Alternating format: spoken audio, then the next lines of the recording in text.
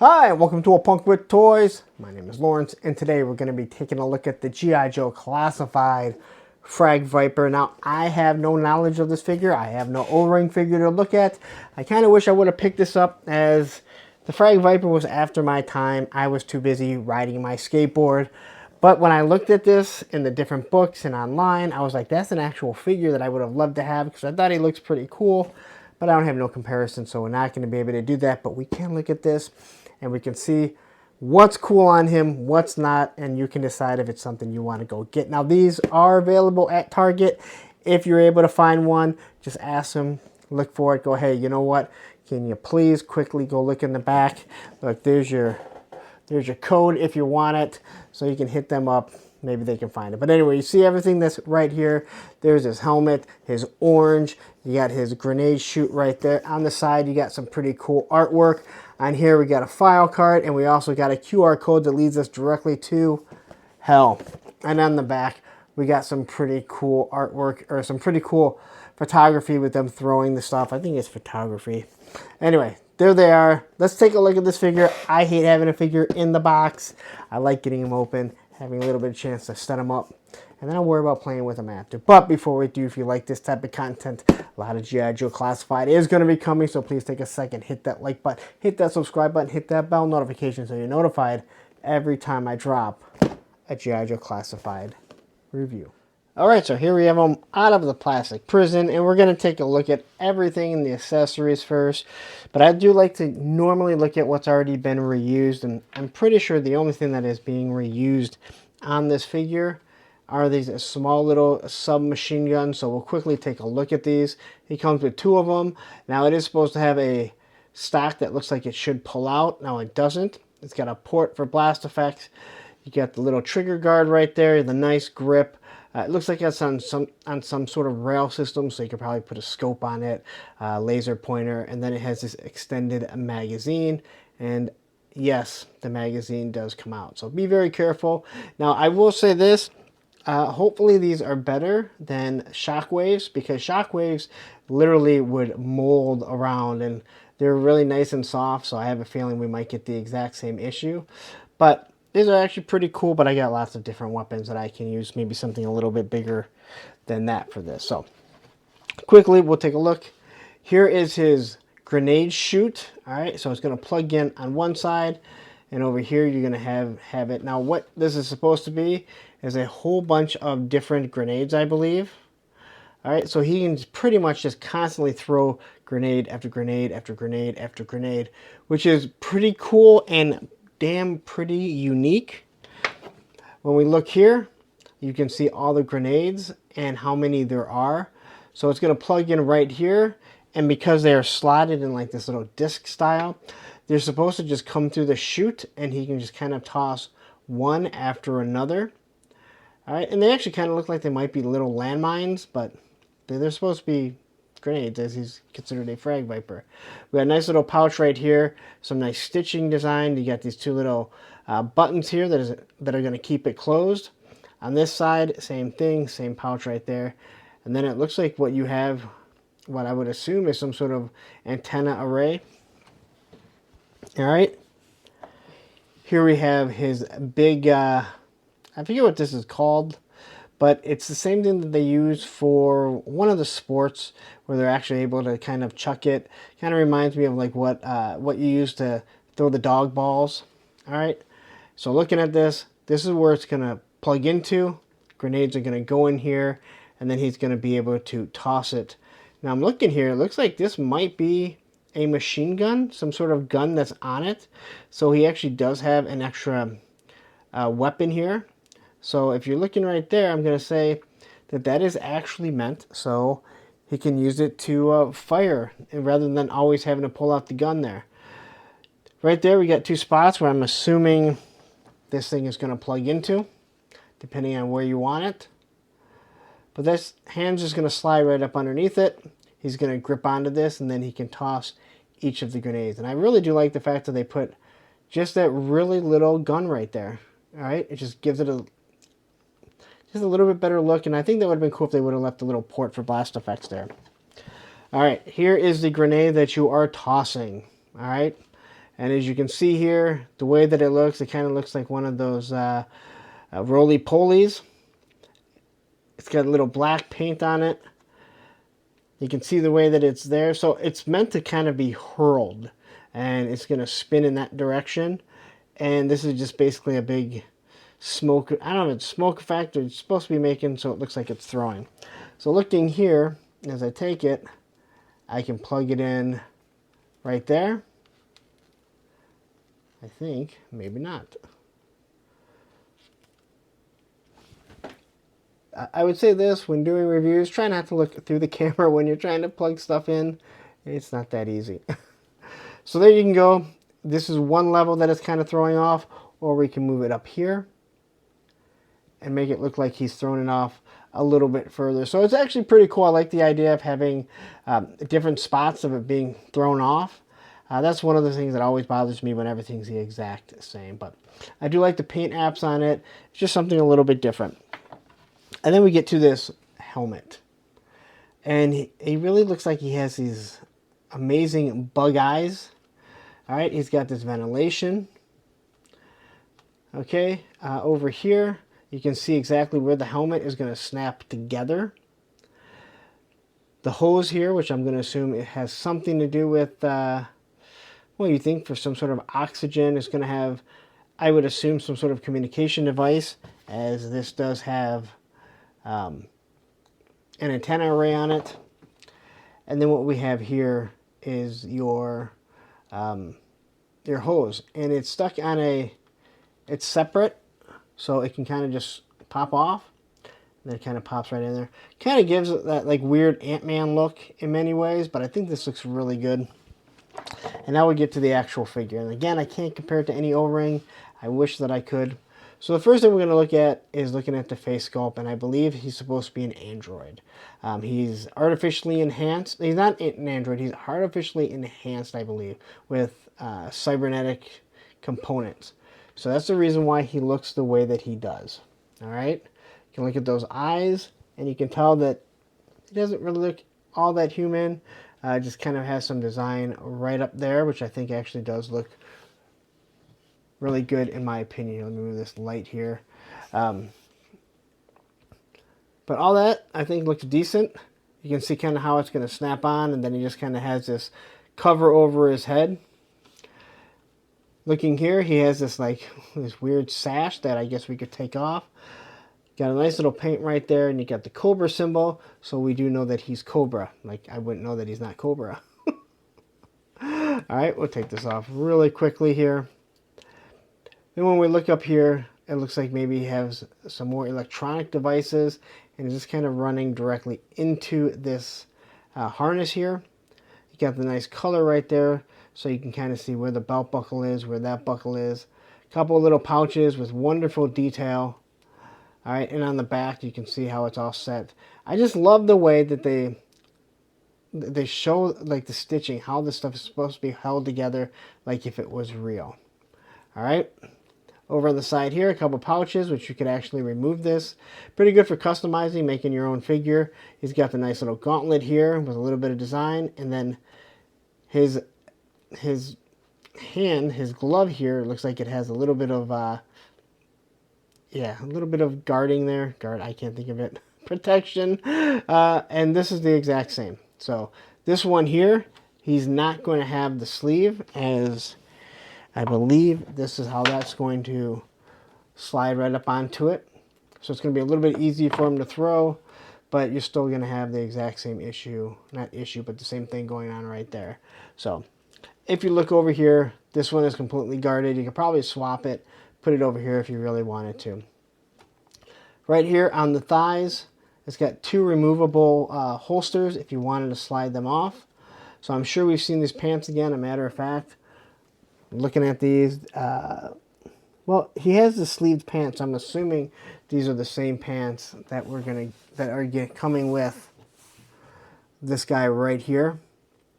You can kind of, well, it's hard to say. Yep, they're the same ones, right? They get the pouch. Oh no, they're different, man. But he has the sleeves. This is why I no longer try and say, hey, this this is this figure, that figure. There's just too many of them. But he has the same types of sleeves. He's got the small little knee pads. These are not good for skateboarding. As a matter of fact, they look like they're elbow pads put on the knee. You come all the way down here. You got a little bit of a shin guard here. And then you can see the buckle that's holding it together. I know we've seen these boots before. I just can't think of who they are. And again, it doesn't really matter. All right. As for his articulation, we'll take a look at this figure. His head can look down that far, and it can look up that far. Not very good in my opinion. I really wish they'd do better. Here you have the neck. It kind of can move back and forward, and obviously the head just pivots. He can turn side to side just a slight bit. As for the T-pose right there, you're going to get your bicep swivel, double pinless elbows, which I actually think feel pretty good. All right. So no problems right there. You got your wrists that are going to swivel in and out. He has an ab crunch, so he can move down that far, and then he can move back that far. This web gearing is not going to get in the way from anything that I can tell, and he can turn side to side. And I mentioned this on my Footloose video, I think. The side to side has really come a long way. It felt like early on they had some issues where if you tried turning it, they literally felt like they were going to snap. So I'm glad they fixed that. There's his Jean-Claude Van Damme. These kind of do get in the way because of how they're hiked up. Drop down hips, which makes it a little bit easier for him to sit like this. So you get him in your stinger or your hiss or a multitude of other things that you may want to get him to be flying, driving. All right. There is your thigh swivel, pinless knee joints that have a ratcheting system. You can probably hear that just a little bit. I know you can hear that one. You got your boot cut, and then you have your ankle rocker. So all in all, he looks pretty good. He moves really nice and smoothly. Now, I know people had an issue with the face, but again, when he's supposed to be a cybernetic figure, I believe it's a cyborg, cybernetic components, and someone will correct me if I'm wrong. I'm not overly enthused with the face, but I understand what they were trying to say. Lenny was saying this guy's carrying this very heavy load. They have to be enhanced so they can carry it. It doesn't change the fact that Roadblock is walking around with some heavy ass stuff, but you know, that's just how it is. Now to load him up completely. Now this is the way that I'm gonna show him off. I think that looks absolutely awesome. All right, that just looks really, really good. Hard to argue with that, in my personal opinion. As his backpack just kind of, it actually plugs in pretty tightly.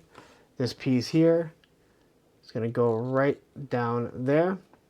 So if you ask me, it looks like this is supposed to be some sort of oxygen, but I don't know if they're supposed to breathe oxygen or not, but again, it's your toy. You do what you want. Gonna plug the chute in here, and again, very flexible, very pliable. Guns are gonna go there. I can't see myself using these guns all that much, but they sit there and they're out of the way. Now we're just gonna plug this right into here, and as you can see, they are righties. I think the first thing we got to do is get this on here. So what might be easiest is to pop the hand off. Let's see if we can get a nice little grip on it first. All right. And then slide that down just like that. And then, boom. All right. So I'm going to pop the chute right into there. And now we have our Frag-Viper. But I think one of the coolest things about this is I think he looks cool even if he's not walking around with these grenades. All right. Now the question is, how well can he look like he's actually chucking a grenade? Because let's be honest, this is what you're going to want, right? So here he is. You're going to start from a weird position like this. And that backpack is going to be pretty heavy, so got to work on setting him up maybe like that. So there you get him just like that.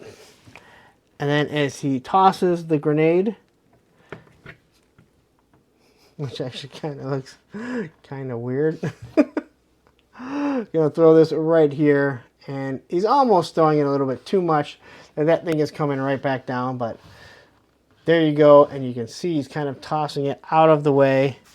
No problem there. He'll probably put the gun in his hand, have him shooting. I'm sure I'm going to do some sort of shot like that. But all in all, a fun looking figure. I like this. This is very unique. I can only imagine what they're going to take this and use it again for later, because that will be very unique, because this guy can, I mean, these weapons, they're only useful on so many things. But this is what people want, right? They want unique weapons, and then they're going to complain when they don't get, you know, more figures in a year because they've spent all the tooling on something like this. But this has to be done, so I'm not really sure what else you're going to use it for. All right, let's take the backpack off really quickly. Just got to pop that off. Should take the helmet off. I should just take the chute off. Whew, that's a pain. That's going to be a pain, but I'm going to suggest just taking off the wrist really quickly. But as a height comparison, he's got some really weird posing right here. We can take the Retro Viper and we kind of bring him up here. As we can see, the Viper looks to be a little bit taller. You can take a brand new Footloose. Footloose seems to be about the exact same height, maybe a little bit shorter. And then we're going to get our Blowtorch, who's actually a little bit taller than him. So unique that they're they had some figures that seemed to be a little bit short for a while, but now they're coming, what I kind of seems like they're coming up with some taller figures again. So anyway, there he is. That is your Frag-Viper. I think it's time to wrap this up. I'm really looking forward to probably getting a second one of these and doing some nice photo shoots with this, because this is going to be awesome. Throwing one over the over the hiss, maybe over a stinger at some Joes. Again, I think we can have a lot of fun with this. Alright, so there you have it. That is your Frag-Viper. Again, I never had an O-ring. It was way past my time. But something like this, I actually think is actually really cool. And I think he really fits what Cobra is. Even not classified. I think the original Frag-Viper, from what I've seen it at Sergeant Red's, and I've seen it obviously online in different books that I have. I like it, just in general. And I think this is actually going to be a lot of fun. This is going to be a fun figure to have. A lot of different things you can use it for. I do love the grenade effect. Again, a lot of people don't like to use effects. They feel like it doesn't look right. They try and do, post pictures, or they try and add the special effects. And I fully understand that. I'm not that advanced when it comes to my photography. So anyway, there he is, your Frag-Viper. Let me know if you're getting this, if it have a history, if you have some sort of feeling. I just feel like this is a figure that a lot of us, it was past our time, but there's something about him that really I liked.